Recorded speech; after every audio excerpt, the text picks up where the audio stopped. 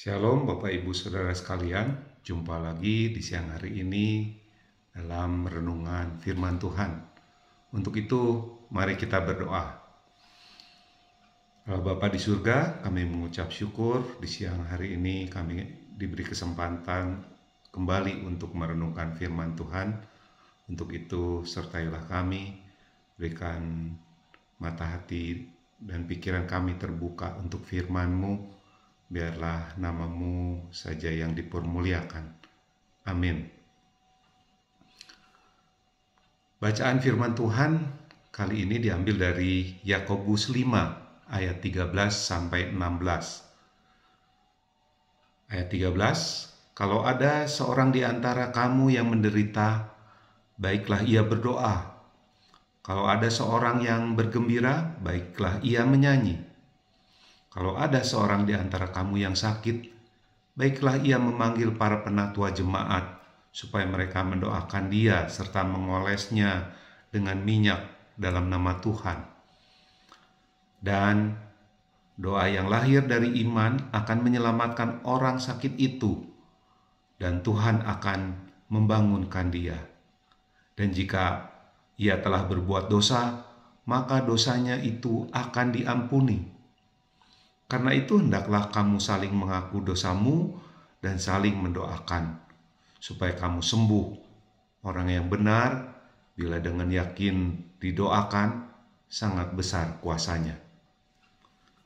Bapak Ibu Saudara sekalian, jika kita hanya membaca ayat yang ke-15, kita hanya akan mendapati bahwa Yakobus sedang membicarakan mengenai doa bagi orang yang sakit. Namun bila kita membaca juga dua ayat sebelumnya, yakni ayat 13 dan 14, berbicara tentang penderitaan orang percaya dan juga sukacita sebagai respon atas ujian iman tersebut. Kedua topik ini, penderitaan dan sukacita tadi, telah dibicarakan oleh Yakobus sedari awal penulisan suratnya. Dalam Yakobus 1 ayat 2-4 membicarakan mengenai penderitaan yang dialami oleh orang percaya. Yakobus menegaskan bahwa orang beriman dapat mengalami berbagai macam penderitaan, dan orang percaya diminta Yakobus untuk menerima hal tersebut sebagai sebuah sukacita.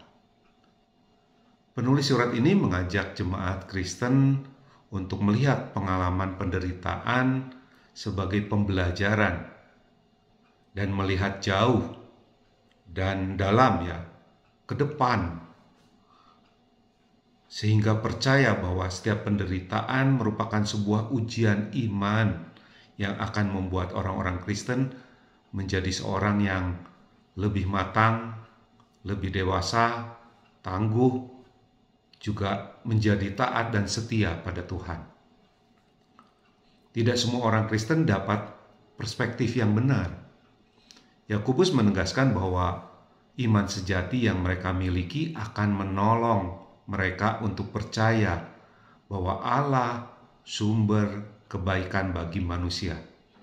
Dalam Yakobus 1 ayat 17 dikatakan, setiap pemberian yang baik dan setiap anugerah yang sempurna datangnya dari atas, diturunkan dari Bapa segala terang.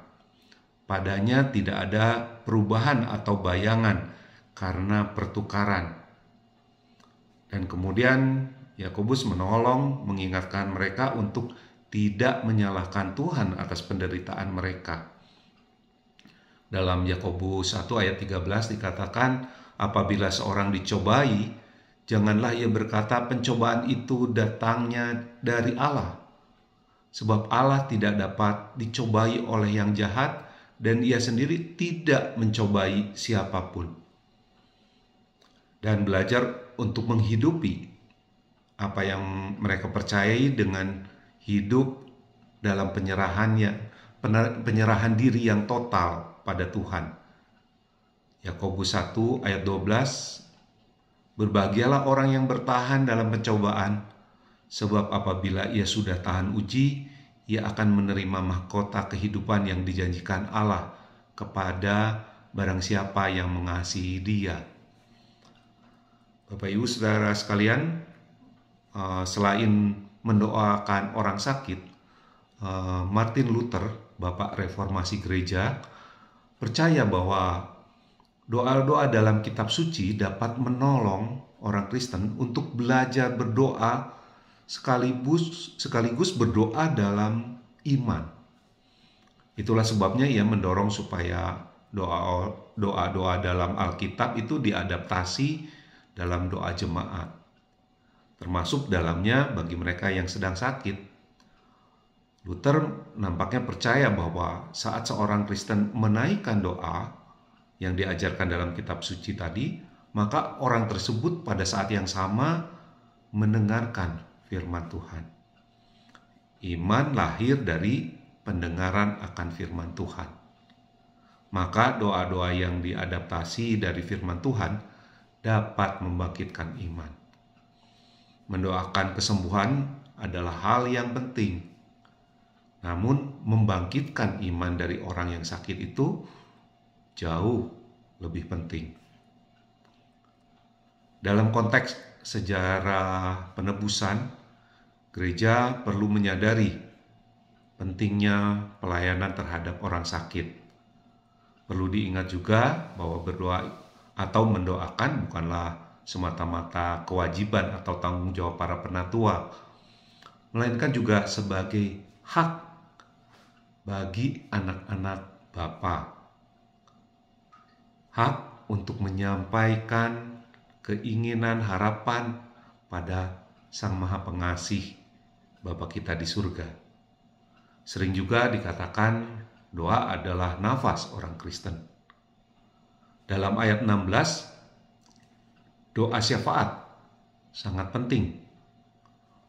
Mendoakan orang lain sangat penting bagi jemaat untuk bisa saling mengampuni, yang berarti membawa perdamaian dan menjadi berkat yang luar biasa bagi sesama.